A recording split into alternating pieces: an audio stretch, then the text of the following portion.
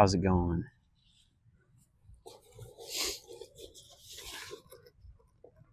I set up kind of off over there in a little wooded area, and I got chewed up by probably 30 mosquitoes. 1, 2, 3, 4, 5, 6, 7, 8, 9. I got 9 giant welts on my legs.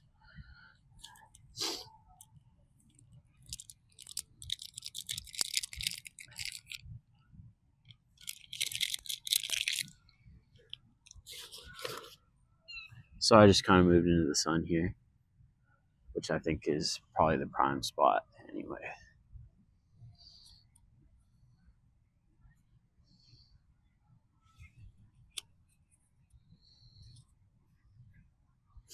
If you've ever wondered how to light a match off a matchstick, I'll show you.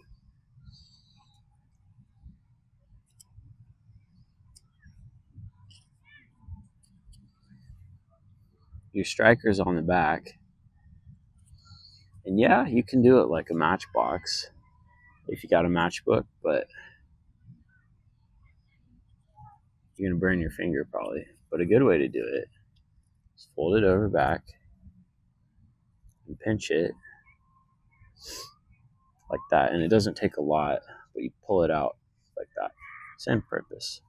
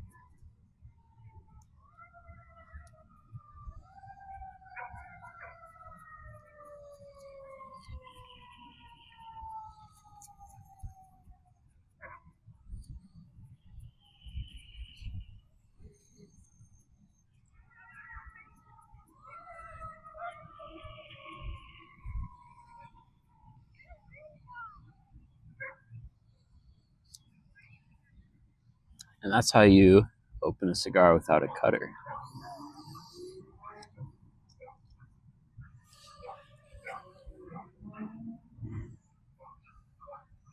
The wind's coming from this way.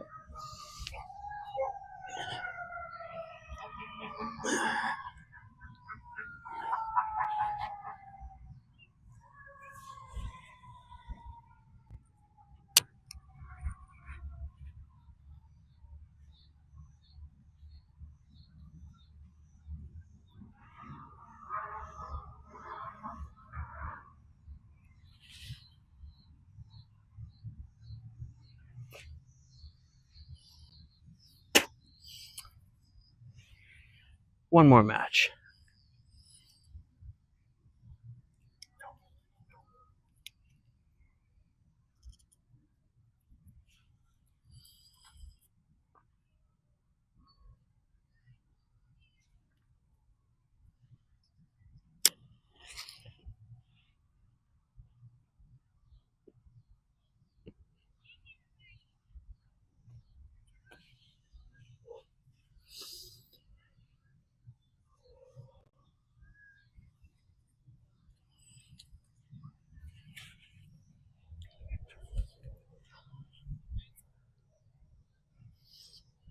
Check out this camp chair I just got.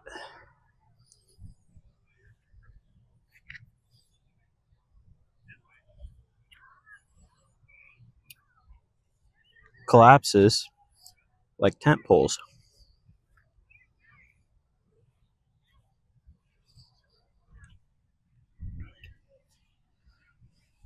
Probably, shoot, it was a $160 chair.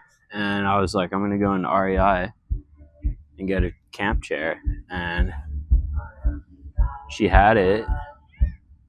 good one, and I was like, damn, that's pretty expensive. I'll just do it anyway. And I got to the register. She said I had $43 on my account of in-store rewards. She's like, would you like to use it? And I was like, hell yeah, let's do that.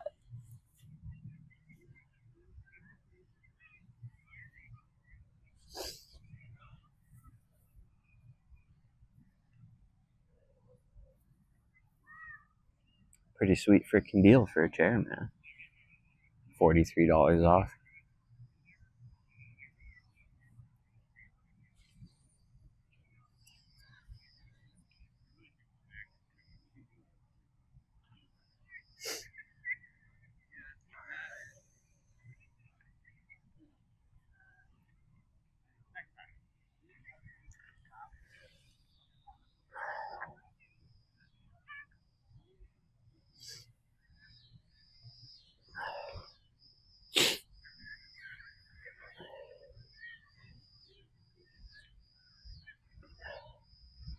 I had a topic I wanted to talk about, and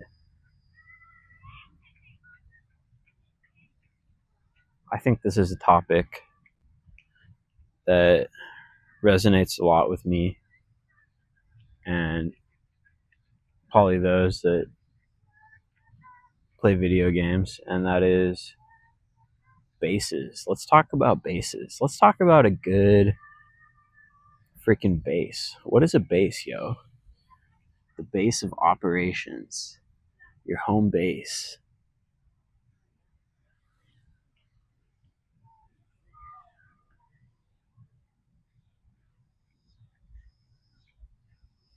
Just making sure the mosquitoes aren't coming after me again.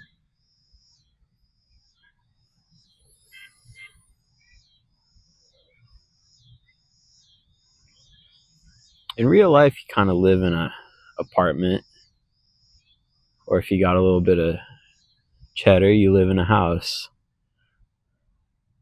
And if you ain't got no cheddar, you live in a tent. But when you play Minecraft, you don't live in a freaking high rise on the 12th floor.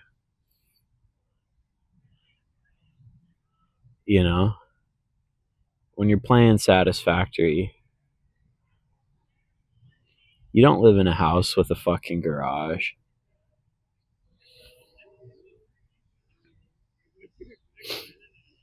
You make a base.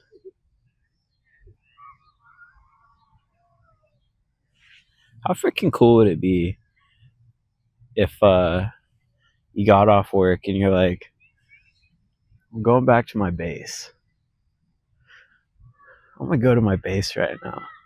I'm going to go to my base and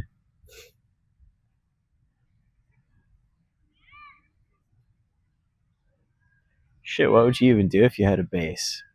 Probably all the same stuff. You'd be like, got my TV, got my computer, I got my Xbox, got my books.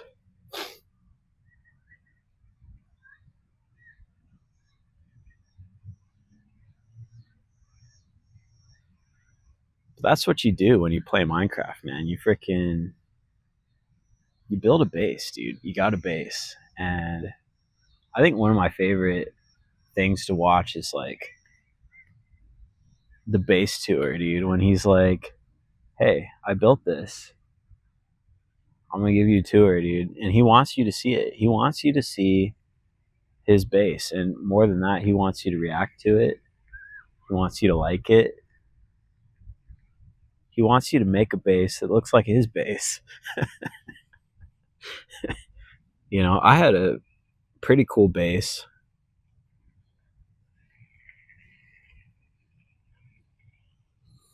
I had a pretty cool base in the first Minecraft world I played. And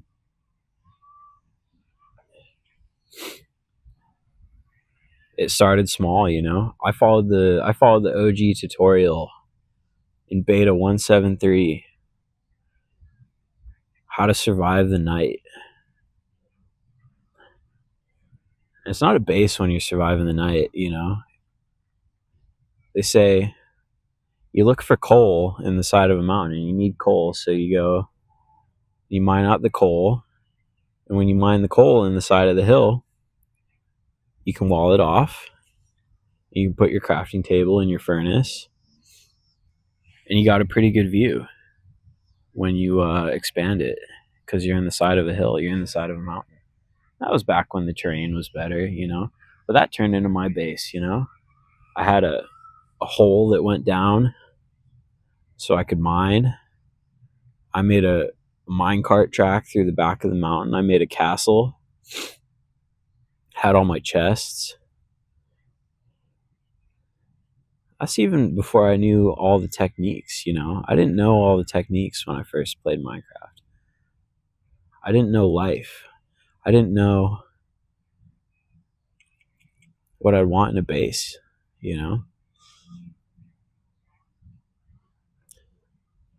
But if you think about like where you live now, that's your base, man. It's pretty small for a base. You might have 1, 2 bedrooms. Shit, you might not even have a bedroom. You might just be in a studio. That's okay, you know. But a base will give you security. The base will give you the resources you need to survive, and the equipment, and the tools, and the vehicles. It's where you interact with the rest of the world. It's your fortress of solitude and your collection of resources.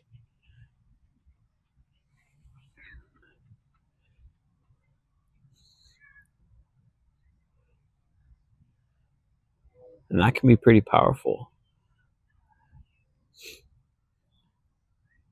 you know. But it takes things to run a good base. It takes a level of organization. It takes a level of practicality and pragmatism, and it takes a good amount of creativity, and it takes a good amount of lateral thinking to get a good base going, because the base is something that freaking inspires you and nourishes you and sustains you, empowers you.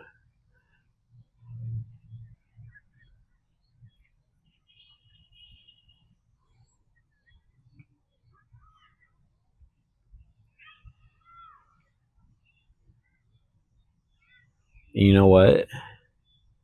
One of your friends has a better one. One of your friends has a better base than you.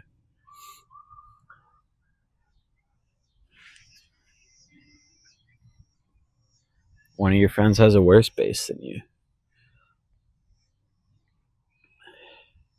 You can learn and you can teach how to make a good base.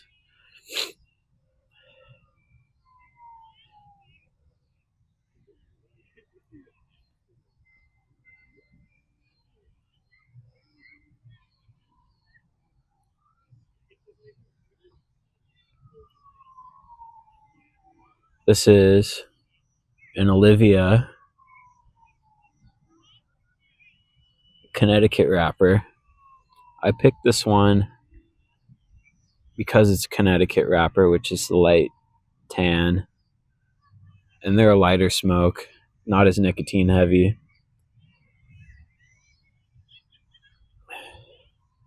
I got the shortest one I could. I'm not an aficionado. I'm a dabbler. I'm a dabbler in the cigar world.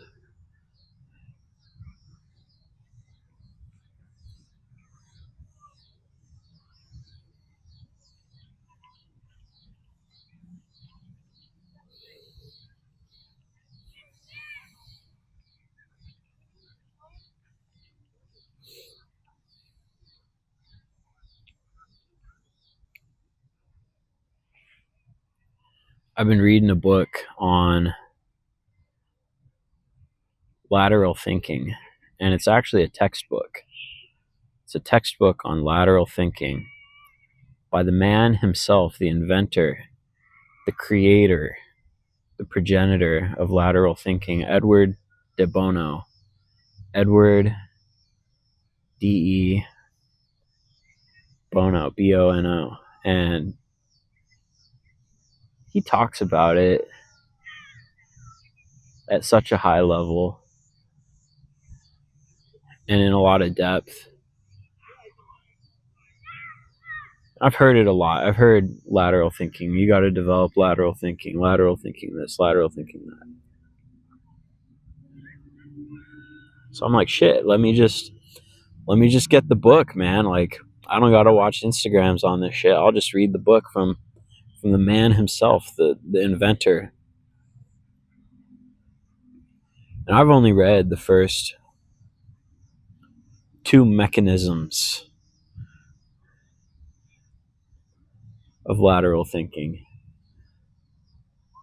and a little bit of the forward and what it is, and the whys and hows. And it's pretty good. I mean, this video is a product of some lateral thinking. Only 2 techniques in lateral thinking. These topics are a product of lateral thinking. And you know what? I'm not even going to tell you. I'm not even going to tell you what those techniques are, which is a technique in itself. It's the second technique in his book that I would come up with the idea of, shit, I'm not even going to tell you about lateral thinking. I'm not going to tell you about it. But it's pretty freaking cool. It's pretty freaking cool when you can go and say, hey, I have new techniques for thinking. Valid, powerful techniques for manufacturing creativity and insight.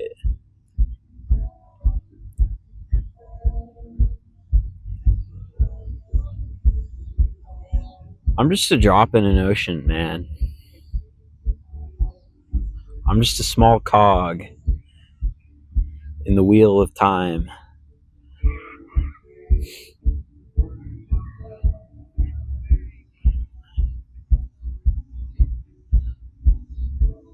But there's beauty in that.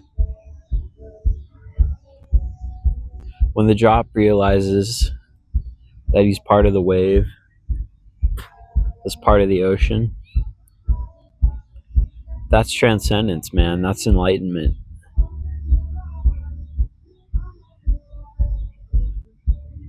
That's the joy of the dance.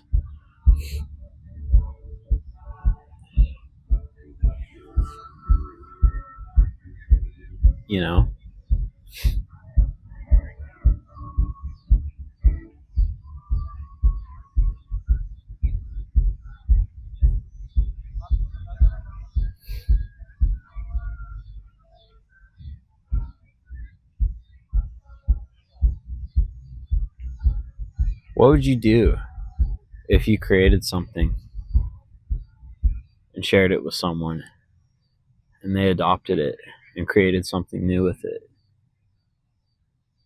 and shared it with someone else?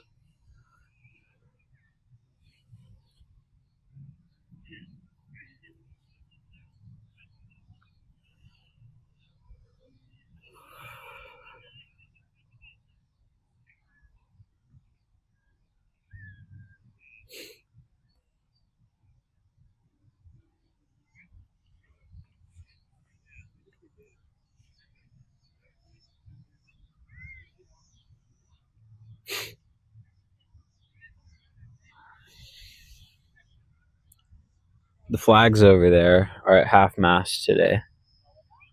And I know why.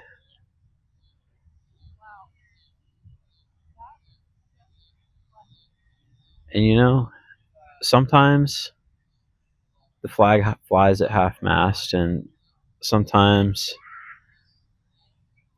you run you run your life at half-mast, and the people around you will be at half-mast.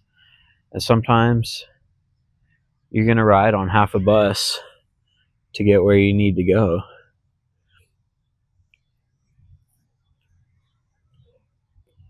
But it'll still get you there. It'll still power you. And the country will still be the country.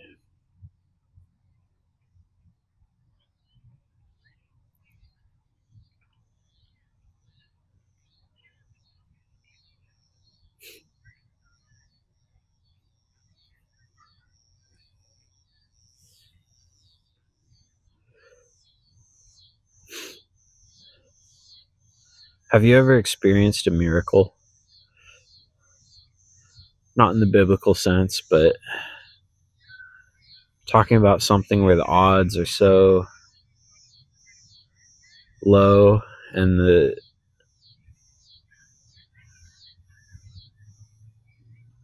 action or the circumstance is so far removed from the realm of possibility.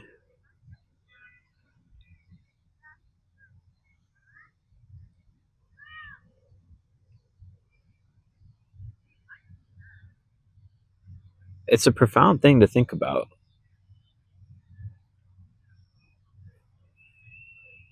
Your birth, your existence is one of those. The odds of your specific genetic combination coming into being.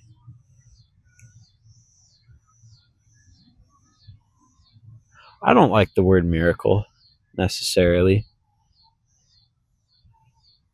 And I don't really like the idea of statistical improbability, you know?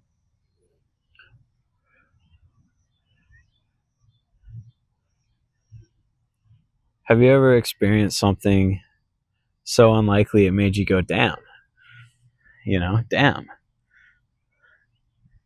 how'd that happen?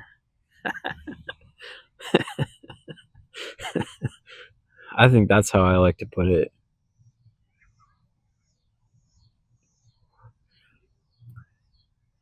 Me being here, right now, that's one of those. Damn, how'd I fucking get here?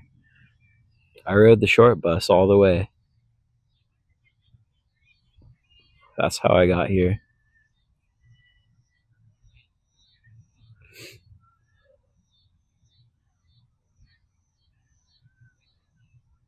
And it's been a good ride. It's been a good ride getting here. It's the kind of ride that makes you go, damn.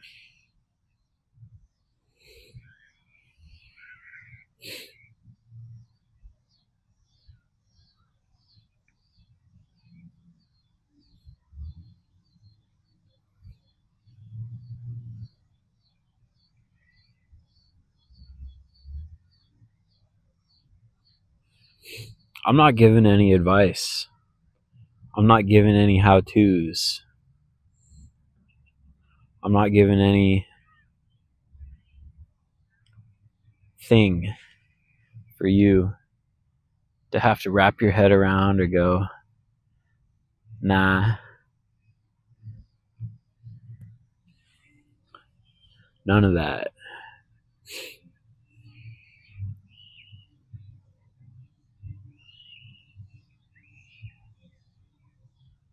This video is brought to you by the Default Mode Network.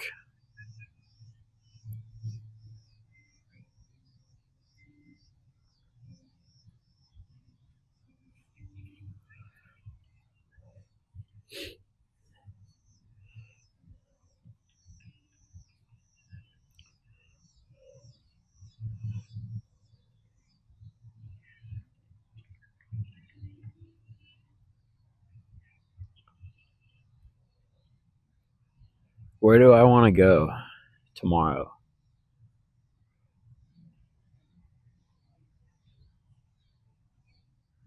Tomorrow,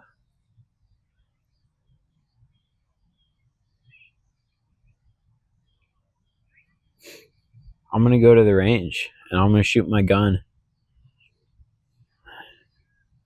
And I'm going to enjoy every minute of it.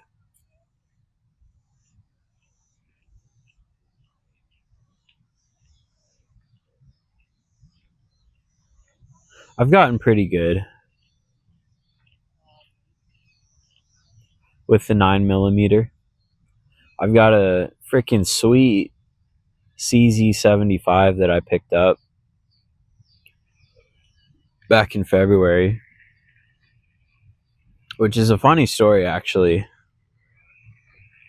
because my job paid for it. My job paid for that gun. I have been doing an exceptional job programming, and they've given me annual awards for a couple of years in a row. And every year they've given me $250 in store gift card credit. And I was going through the gift cards in the gift card store. I had $500 of credit, and I saw Amazon. I was like, nah, Walmart, blah. Cabela's gift cards. I got 10 $50 Cabela's gift cards, and I cashed those fuckers. And I bought my dream handgun that I've always wanted, the CZ75. And that's a sweet freaking gun. It's a heavy, mean piece of action. 16 plus 1 rounds of 9mm.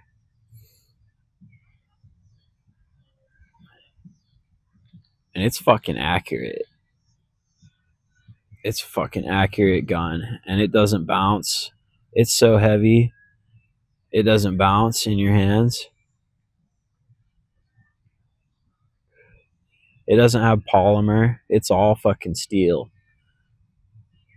It doesn't shake or rattle or clack around, flop around in your limp wrists like a fucking Glock. No. It fucking blasts. You can put all fucking 16 straight down there. Like that.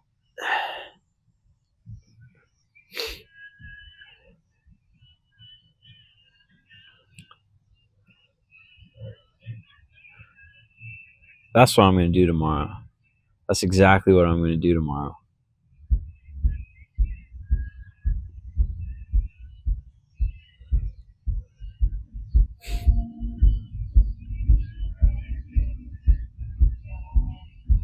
I run a shooting group with a lot of newbie shooters. And I go to a range that has a lot of newbie shooters that rents out guns to anybody who wants to go. And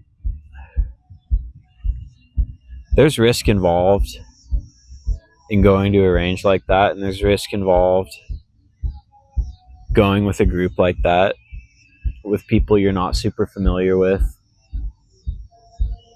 who don't necessarily know what they're doing, and they don't have the muscle memory and the training, or they didn't grow up doing that. You know, they grew up in a utopian city like DC, where you don't really do that kind of shit.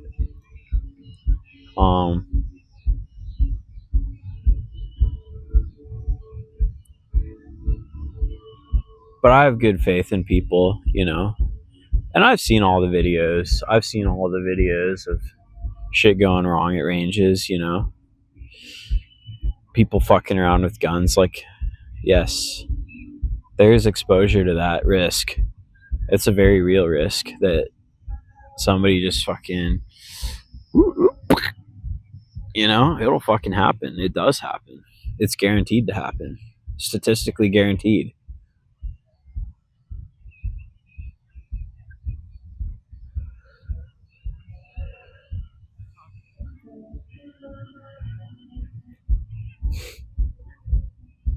But that's just something I like so much that, you know, I'm willing to take that risk. I want to share it with people. I want people to have that experience. You know, you have, whether you like it or not, you have a right And whether you like it or not, there's reasons for that, right? Existing.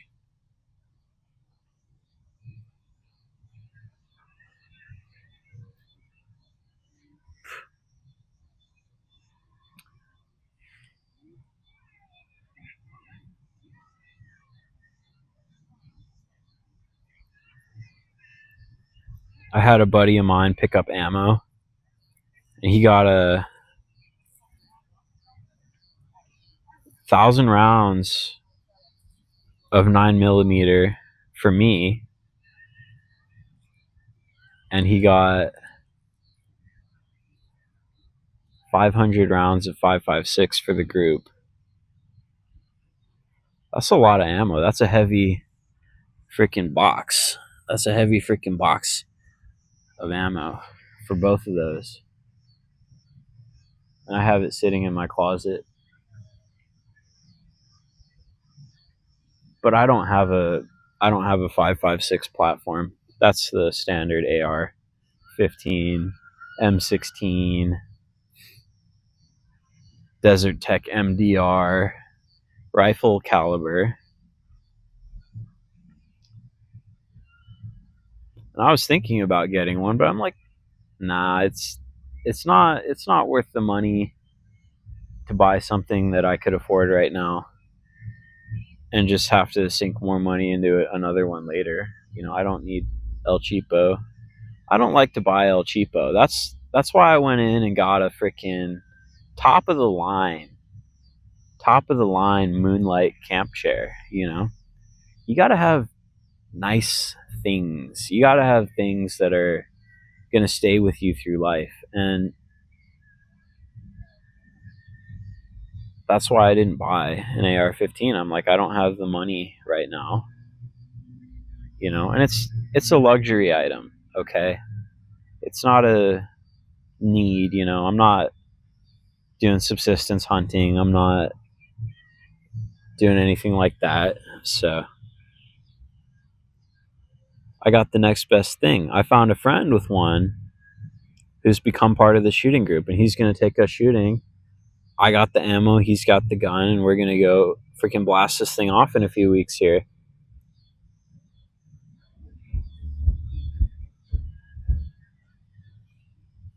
And I love that, That's the power of connection. That's the power of friendship. Combining resources.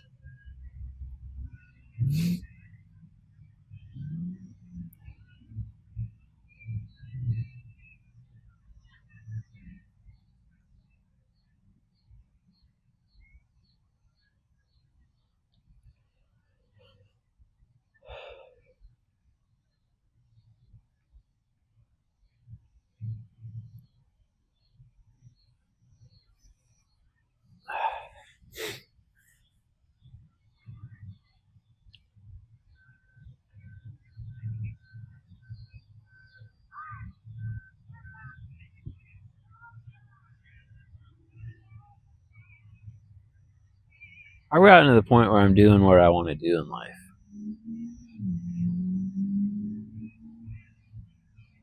I'm not really doing what other people want me to do. And where I'm doing what other people want me to do, I'm doing what I want to do. Somebody wants me to do something, it's because what I wanted to do.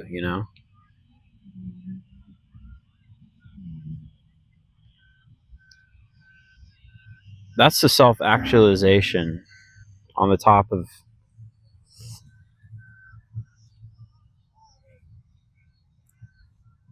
Maslow's hierarchy of needs pyramid.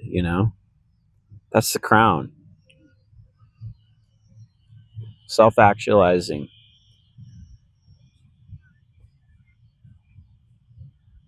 Build a base to meet your other needs in the Maslow's hierarchy. Get your base going, and then self-actualize. Do what you want to fucking do. Build a base and do what you want to fucking do.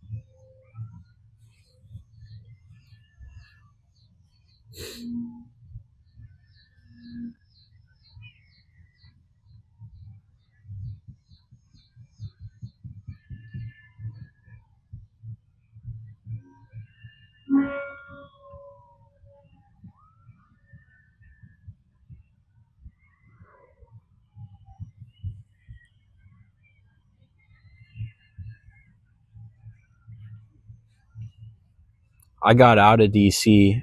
I went to Wyoming for a few weeks. I got out of DC right before all the National Guard kind of rolled through. And I saw a few of them out here today. And this is the first time I've been out here since I got back.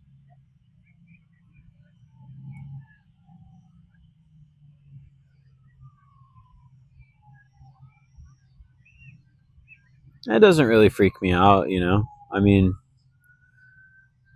I've seen videos of France and they're carrying M16s around. They got soldiers with M16s walking around the Eiffel Tower, man. You know? These guys aren't even carrying long guns, you know? It's not a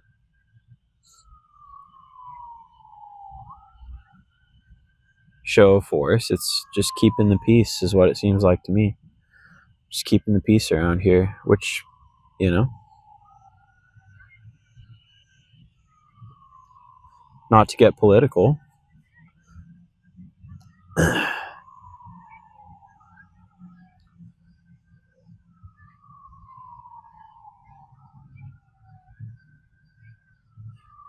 It's okay to get political. There's nothing wrong with being political. I'm out here sitting on political's front lawn, you know? There's nothing wrong with it.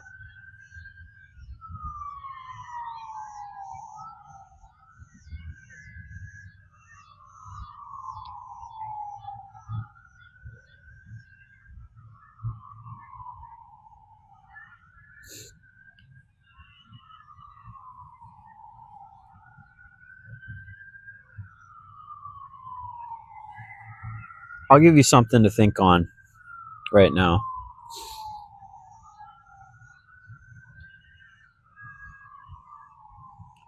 Before I end this video, and I want you to think about, this is probably your favorite thing to think about. What is your major source of discomfort in your life? For me, my major source of discomfort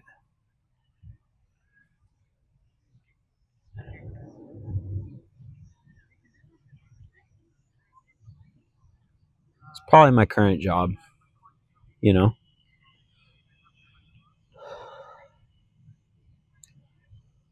And that doesn't mean I'm going into work going, oh, fuck, I hate my life, you know? I like my job. It's my major source of discomfort because of the mental load that it builds up and the strain and the hours out of the day that it consumes.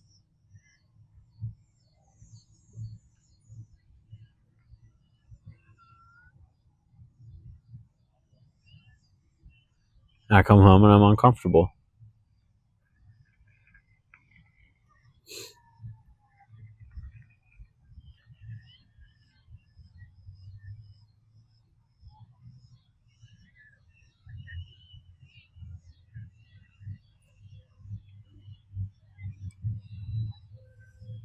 And some of it's in my control, and some of it's not in my control.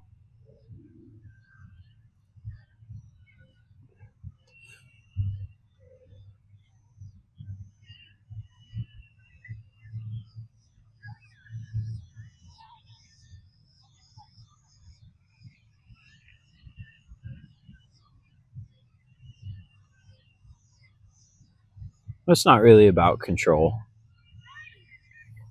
I don't have to control my situation. I don't have to tense up, use those control muscles, man. The way out is just relax, surrender to it, make the changes you want to make, keep what you want to keep.